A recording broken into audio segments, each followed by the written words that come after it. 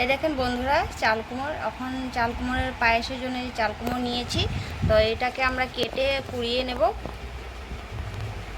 তা আমাদের কাটা হয়ে গেছে, কাটাটা দেখালাম না, আর এখানে কুড়ানো হচ্ছে।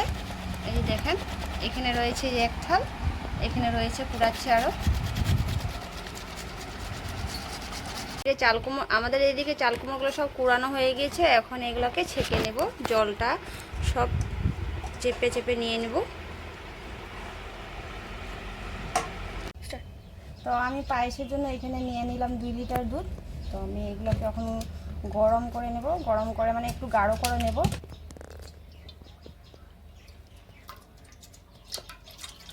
এই দুধটাকে আমি পুরোটাই গাঢ় করে নেব।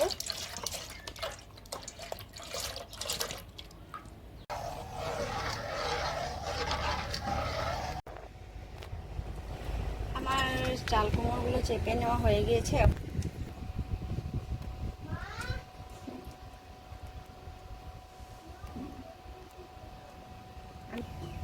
ঘি দিয়ে ভেজে নেব, হালকা হালকা ভেজে নেব।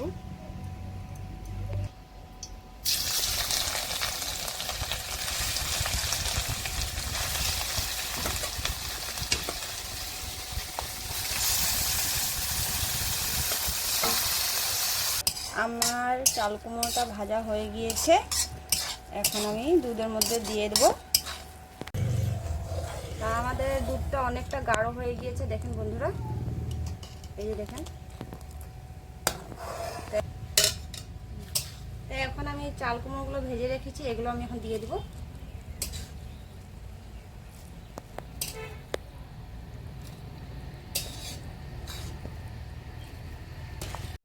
তো আগে আমি তেজপাতা দুধের মধ্যে দিতে ভুলে গিয়েছিলাম, তো এখন আমি তেজপাতা দিয়ে দিচ্ছি।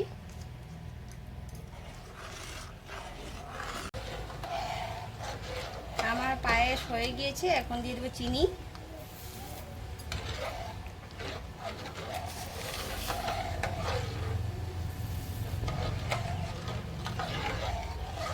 তো আমি মিষ্টি কম খাই, তার জন্য আমি মিষ্টি কম দিয়েছি।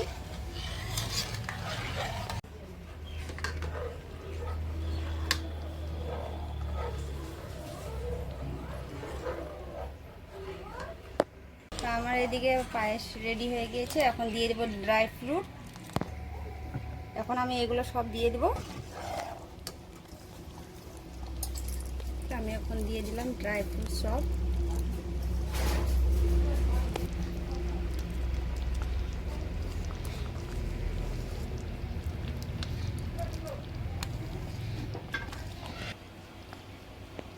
এখন দিয়ে দেবো সামান্য আর একটু ঘি, নামিয়ে নিচ্ছি। আমাদের চাল কুমড়োর পায়েস রেডি হয়ে গিয়েছে, দেখুন বন্ধুরা।